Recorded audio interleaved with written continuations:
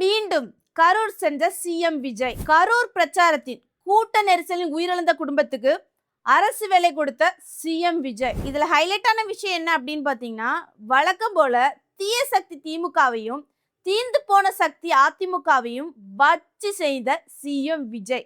இதெல்லாம் பத்தி தான் ஃபுல் டீட்டெயில்டா நாம இந்த வீடியோல பார்க்க போறோம். நான் ஜெசோனா. இந்த வீடியோக்குள்ள போறதுக்கு முன்னாடி இந்த வீடியோ பத்தின கருத்து ஏதாவது உங்களுக்கு இருந்துச்சுன்னா தாராளமா கமெண்ட்ல சொல்லுங்க. ஏன்னா உங்களுடைய கமெண்ட்டை பார்த்துட்டு தான் நாங்கள் நெக்ஸ்ட் வீடியோ இன்னும் பெஸ்ட்டாக எடுக்கிறதுக்கு ரொம்பவே யூஸ்ஃபுல்லாக இருக்கும். வாங்க வீடியோக்குள்ளே போய் பார்த்து தெரிஞ்சுக்கலாம். கரூரில் விஜய் அவர்களின் பிரச்சாரத்தின் போது கூட்ட நெரிசலில் 41 பேர் உயிரிழந்தாங்களா. இந்த குடும்பத்துக்கு இன்னைக்கு விஜய் அவர்கள் கிட்டத்தட்ட தகுதி உள்ள 31 பேருக்கு கவர்மெண்ட் வேலை கொடுத்துருக்காங்க. சரியா?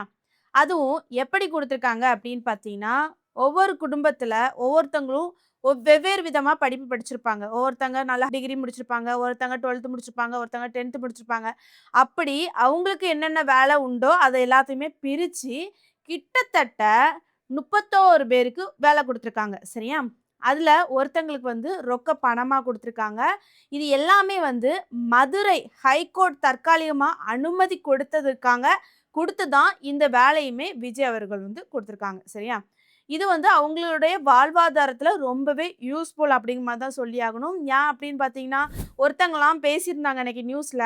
என்ன அப்படின்னு பார்த்தீங்கன்னா, எனக்கு கணவரும் இல்லை, என் பையன் தான் அந்த கூட்ட நெரிசலில் இறந்து போனான், நான் ஒத்தைக்கு தான் அப்படிங்கிற மாதிரி தான் பேசியிருந்தாங்க. அவங்களுக்கு இந்த வேலை ரொம்பவே பெரிய யூஸ்ஃபுல் அப்படிங்கிற மாதிரி தான் சொல்லி ஆகணும். அவங்களுக்கு எஸ்பி ஆஃபீஸில் ஒரு வேலை கொடுத்துருக்கிறது மாதிரி சொல்லியிருந்தாங்க. இந்த மாதிரி ஒவ்வொருத்தங்களுக்கும் ஒவ்வொரு கவர்மெண்ட் வேலை ரொம்பவே யூஸ்ஃபுல் அப்படிங்கிற மாதிரி தான் சொல்லிட்டு இருந்தாங்க. சரியா? சரி, ஓகே. கரூர்ல இன்னைக்கு சிஎம் விஜய் அவர்கள் பேசினாங்கல்ல, பேசும்போது ரொம்பவே ஃபீல் பண்ணி பேசினாங்க. இந்த 41 பேர் உயிரிழந்தாங்களா, அதை குறித்து ரொம்ப ஃபீல் பண்ணி பேசினாங்க. அப்படி என்ன பேசினாங்க அப்படின்னு பார்த்தீங்கன்னா, முக்கியமாக ஒன்று சொல்லியிருந்தாங்க. ஃபர்ஸ்ட் ஒருக்க பிரச்சாரத்து பண்ணிட்டு இருக்கும்போது பெரம்பூருக்கு போகிறதுக்கு ரொம்பவே தாமதம் ஆயிட்டு, பெரம்பூருக்கு போக முடியல, ரொம்ப லேட் நைட் ஆயிட்டு.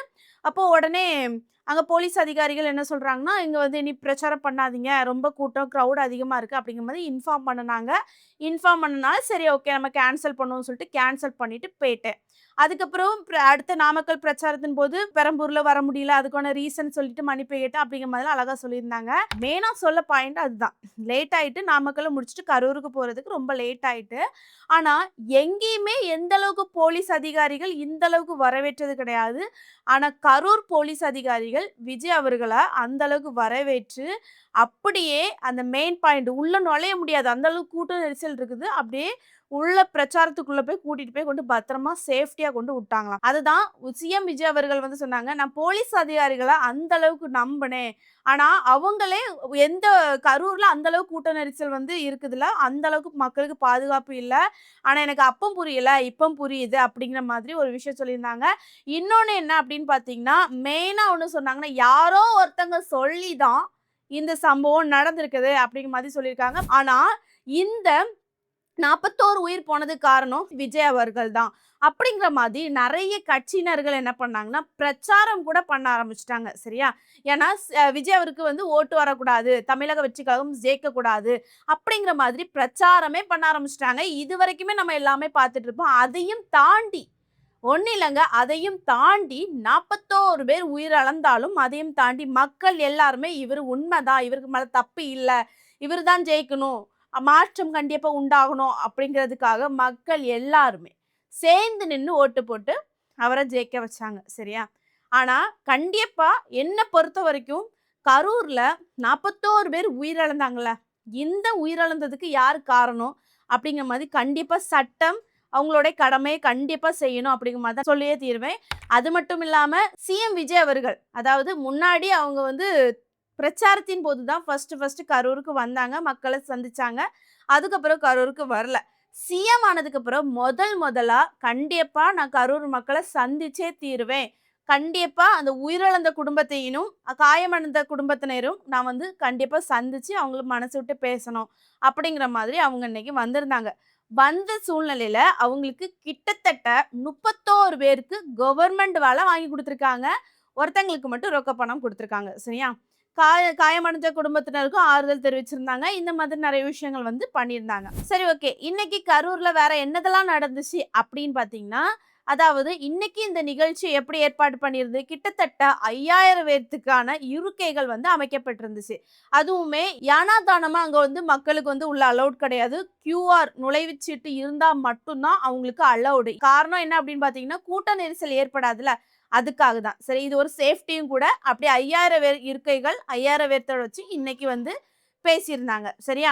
அப்படி பேசின சிஎம் விஜய் அவர்கள் வழக்கம் போல தீய சக்தி திமுக, தீந்து போன சக்தி அதிமுகவும் வச்சு செஞ்சுட்டாங்க அப்படிங்கிற மாதிரி தான் சொல்லி ஆகணும். காரணம் என்ன அப்படின்னு பார்த்தீங்கன்னா, எப்ப பார்த்தாலும் திமுக தரப்புல இருந்து சிஎம் வந்து அங்க போறாரு, சிஎம் இது பண்றாரு, சிஎம் இது இங்க போனாச்சுன்னா இங்க சொல்லிட்டு போணும், அப்படி பண்ணணும், இப்படி பண்ணணும்னு சொல்லிட்டு சிஎம் விஜய் அவர்களை மட்டும் தான் குத்தி பேசுறாங்க. ஃபர்ஸ்ட் ஆஃப் ஆல் பொதுவாவே எதிர்க்கட்சினா என்ன, அவங்க எதை தான் குறித்து தட்டி கேட்கணும் அப்படின்னு பார்த்தீங்கன்னா, சிஎம் விஜய் அவர்கள் ஒரு இது சம்பவம் நடக்குது, அது தட்டி கேட்கல, ஒன்று பண்றேன்னு சொல்லிட்டு பண்ணல, மக்கள் போராட்டம் பண்றாங்க, அதுக்கு குரல் கொடுக்கல, இந்த மாதிரி சம்பவத்துல அமைதியாவே இருந்திருந்தாங்கன்னா எதிர்க்கட்சிகள் என்ன பண்ணிருக்கணும், இதுக்கு வந்து அவங்க வந்து என்னனால விமர்சனம் பண்ணலாம். சும்மா இருக்கிறவரை கூப்பிட்டு சோஃபா மாடல் ஆச்சு, அந்த மாடல் ஆச்சு, இந்த மாடல் ஆச்சு அப்படிங்கிற மாதிரி பல விதமா கழுவி சிஎம் விஜய் அவர்களை வந்து பேசிட்டு இருக்காங்க. அதனாலதான் மொத்தமா இன்னைக்கு என்ன பண்ணாங்க அப்படின்னு பாத்தீங்கன்னா, இது அவ்வளத்தையுமே கொட்டி திக்கும் விதமா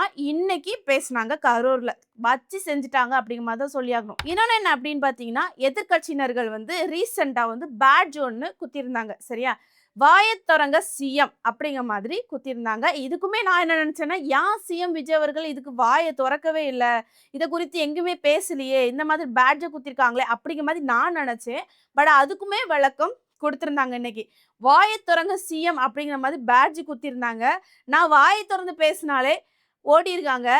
அதுக்கப்புறம் ஏன் வாயை திறங்க சிஎம் அப்படிங்கிற மாதிரி சொல்றாங்க? ஒண்ணு வேண்டாம், ஒரு எக்ஸாம்பிள் சொல்லியிருந்தாங்க. சட்டப்பேரவையில நான் வந்து பார்ட்டி ஃபண்ட் அப்படிங்கிற மாதிரி ஒண்ணுதான் சொல்லியிருந்தேன். எதுக்கு அந்த அளவுக்கு ஓடுனாங்க அப்படிங்கிற மாதிரி தெரியல. ஊழல் குறித்துமே சிஎம் விஜய் அவர்கள் கரூர் சம்பவத்துல வந்து பேசினாங்க. இது வரைக்கும் நம்ம கண்டிப்பா எல்லாருமே பார்த்திருப்போம். பட் இருந்தாலும் உங்களுக்கு வந்து ஞாபகப்படுத்துறேன். எல்லாத்துக்குமே எதிர்கட்சியினர்கள் பேசின பேச்சுக்கு, தீந்து போன தீய சக்தியினர்கள் பண்ண செயலுக்கு எல்லாத்தையுமே இன்னைக்கு சிஎம் விஜய் அவர்கள் வந்து கரூர்ல எல்லாமே சுட்டி காட்டினாங்க. அடுத்ததா சிஎம் விஜய் அவர்கள் கரூர்ல வேற என்னெல்லாம் பண்ணாங்க அப்படின்னு பாத்தீங்கன்னா, தொழிற்சாலையில அடிக்கல் நாட்டினாங்க.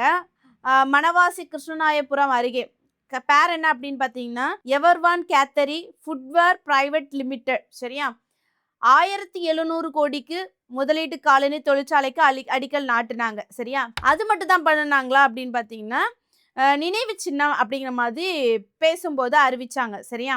டிவிகே சார்பில் இந்த கரூர்ல கூட்ட நெரிசல்ல உயிரிழந்தாங்களா அவங்களுக்கு நினைவு சின்னம், கரூரில் நினைவு சின்னம் வந்து அமைக்கப்படும் அப்படிங்கிற மாதிரி என்ன பண்ணாங்கன்னா அறிவிச்சாங்க. அது மட்டும் தான் பண்ணினாங்களா அப்படின்னு பாத்தீங்கன்னா கிடையாது. ஆல்ரெடி சிஎம் விஜய் அவர்கள் தேர்தல் பிரச்சாரத்தின் போது தாய் மாமன் தங்க மோதிரம் திட்டம் அப்படிங்கிற மாதிரி கொண்டு வருவேன் அப்படிங்கிற மாதிரி சொல்லியிருந்தாங்க. சரியா? இது எல்லாத்துக்குமே தெரியும். இதுக்கு நிறைய பேர் பல விமர்சனங்கள் வச்சாங்க. அது எப்படி ஒருத்தங்களால கொண்டு வர முடியும்? எப்படி இந்த ஒரு நாளைக்கு நிறைய இடத்துல குழந்தைகள் அதிகமா பிறக்கும், எக்கச்சக்கமான குழந்தைகள் பிறக்கும். அவங்க எல்லாத்துக்குமே இந்த தாய்மாமன் தங்க மோதிரம் கொடுக்க முடியுமா? அது எப்படி கொடுக்க முடியும்? அப்படின்னா கடன்ல தான் போகும் தமிழ்நாடு அப்படிங்கிற மாதிரி பல விதமா பேச ஆரம்பிச்சாங்க. சிலர் என்ன சொன்னாங்கன்னா, உருட்டுறது, அதாவது ஜெயிக்கிறதுக்காக வந்து உருட்டுறாங்க அப்படிங்கிற மாதிரி விமர்சனம் பண்ணினாங்க. அதுவுமே இன்னைக்கு சொல்லியிருந்தாங்க. என்ன அப்படின்னு பார்த்தீங்கன்னா, செப்டம்பர் 15 பேரறிஞர் அண்ணா பிறந்தநாள் முன்னிட்டு இந்த தாய்மாமன் தங்க மோதிரம் திட்டத்தை வந்து தொடங்குவோம் அப்படிங்கிற மாதிரி இன்னைக்கு சிஎம் விஜய் அவர்கள் கரூர்ல சொல்லியிருந்தாங்க. இந்த வீடியோ பார்க்குற நீங்க சிஎம் விஜய் அவர்கள் கரூருக்கு போய் கிட்டத்தட்ட 31 பேருக்கு கவர்மெண்ட் வேலை வாங்கி கொடுத்துருக்காங்க. அது மட்டும் இல்லாம இன்னைக்கு பேசின நிகழ்ச்சியில வந்து தீய சக்தி திமுகவும் தீந்து போன சக்தி அதிமுகவும் குறித்து வேற மாதிரி பேசுனாங்களே, இதை குறித்து நீங்க என்ன நினைக்கிறீங்க? இதை குறித்து நீங்க பேசணும்னு நினைச்சீங்கன்னா என்ன சொல்லுவீங்கன்னு சொல்லிட்டு கமெண்ட்ல சொல்லிட்டு போங்க. நெக்ஸ்ட் ஒரு வீடியோ சந்திக்கிறேன். பாய்.